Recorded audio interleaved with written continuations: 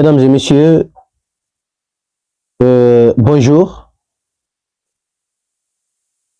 Aujourd'hui, nous allons parler, n'est-ce pas, de ce qui se passe en Guinée.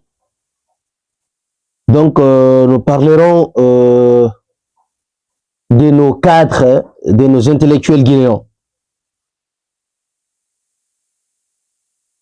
Si nous prenons un exemple palpable sur l'actuel Premier ministre de la transition, en l'occurrence, M. Baouri, nous savons que c'est un cadre, c'est un intellectuel chevronné qui fait l'unanimité au sein de l'opinion nationale et internationale, dont son niveau d'étude fait l'unanimité. Un cadre vraiment intelligent, qui a des belles initiatives, qui a des belles pensées, donc tu réfléchis très bien. Aujourd'hui, c'est lui le Premier ministre. Mais très fort malheureusement, ce pays est victime de ses cadres. Ce pays est victime de ses intellectuels. Il n'y a pas plus tard qu'avant-hier, je parlais avec un ami qui se trouve du côté de l'Angola, quelqu'un qui n'a jamais mis pied à l'école, qui m'a dit, écoute, Tunkan, je t'assure, c'est les intellectuels guinéens qui ont mis ce pays en retard. C'est les cadres guinéens qui ont mis ce pays en retard. Je dis, mais écoute, pourquoi tu dis cela? Il me dit, mais il faut réfléchir, il faut voir. Sincèrement, quand j'ai réfléchi, j'ai compris que réellement il a raison quelque part. L'élite guinéen a tellement engenoué ce pays. L'élite guinéen a contribué à mettre ce pays en retard. Si nous prenons par exemple le Premier ministre aujourd'hui, M. Baouri, hier quand il était dans l'opposition, il tenait des propos, c'était comme si c'était le prophète, c'était comme si c'était un messie, c'était comme si il était l'oppresseur, l'opprimé. Il tenait des propos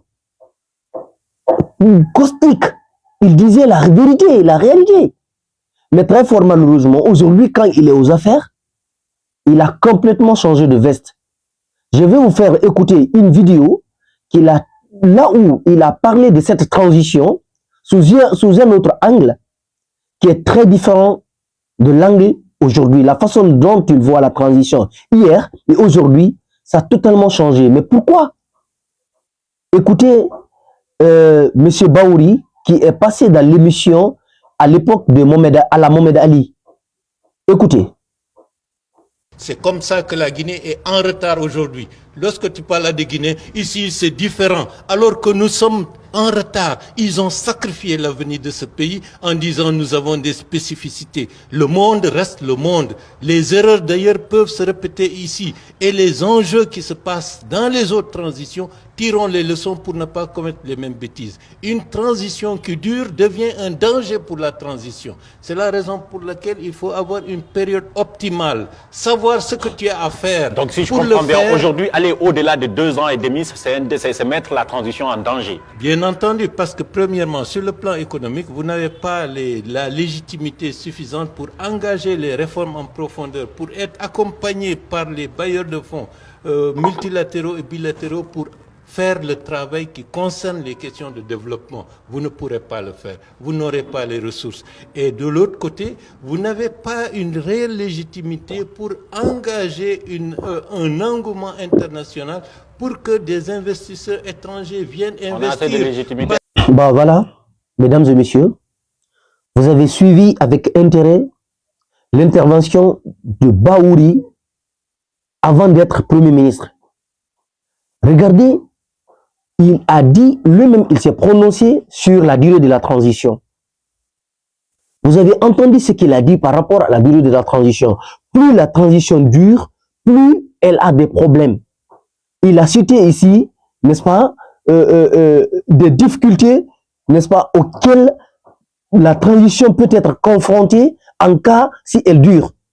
D'ordre économique, d'ordre politique, d'ordre social. Donc, il a pris le soin de citer tout cela. Il avait parfaitement raison. Et là, il voyait, n'est-ce pas, la transition. Il voyait, d'accord, là, en ce moment, à l'époque, il avait choisi le peuple. Maintenant, là, il n'avait aucun intérêt à défendre, sauf l'intérêt du peuple. Maintenant, suivez Baouri, après, lorsqu'il a été, n'est-ce pas, nommé Premier ministre de la transition, il a changé de veste. Maintenant, il a des intérêts personnels à défendre. Donc là, voilà, bon le semble. Si vous le suivez maintenant, c'est qu'il en est après, lorsqu'il a été nommé Premier ministre de la transition. Vous avez accepté de venir à la primature. Vous avez nécessairement demandé aux militaires du CNRD et au général Mamadi Doumbouya combien de temps allait encore durer la transition. Qu'est-ce qu'ils vous ont répondu? Bon, je pense que la durée de la transition dépend de ce qui va être fait sur le terrain. Nous avons besoin de finaliser la mise en place du recensement administratif à vocation d'état civil, et de ce fichier d'état civil, il y aura l'extraction pour avoir le fichier électoral. À partir de l'établissement du fichier électoral, le référendum a été déjà indiqué comme étant un objectif majeur par le président du CNRD, le général Mamadi Doumbouya. Donc, d'ici la fin de l'année, il faut nécessairement que le référendum constitutionnel puisse être tenu. À partir de ce moment-là, les autres processus électoraux vont être déclinés. Ce qui vous laisse espérer une fin de la transition l'année prochaine, en 2025?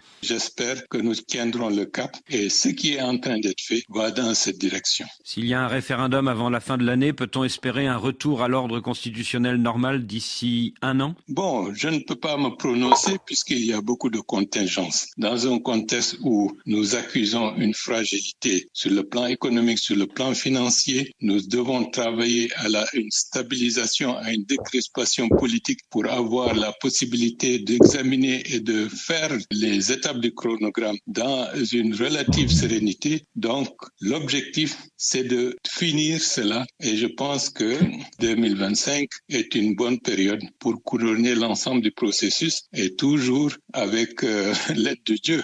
Parce que, par exemple, l'explosion du dépôt de carburant a été vraiment un coup très dur et qui impacte l'ensemble des activités de l'État aujourd'hui. Mais franchement, Baouri, est-ce que vous ne craignez pas que les militaires du CNRD aient pris goût au pouvoir et ne restent encore au pouvoir pendant de longues années? Non, ce n'est pas le cas, parce que il y a des efforts, il y a une volonté qui a été déjà déclinée sur le terrain. Lorsqu'on voit les dynamiques pour aller vers l'organisation du procès du massacre du 28 septembre 2009, lorsqu'on voit l'obsession du président de la République d'avoir une cohésion nationale et une réconciliation effective dans ce pays, cela veut dire que d'ores et déjà, le leadership à la tête de la Guinée veut que la Guinée redevienne un pays normal pour pouvoir exploiter ses ressources dans le sens des intérêts majeurs de la population guinéenne. Monsieur le Premier ministre Baouri,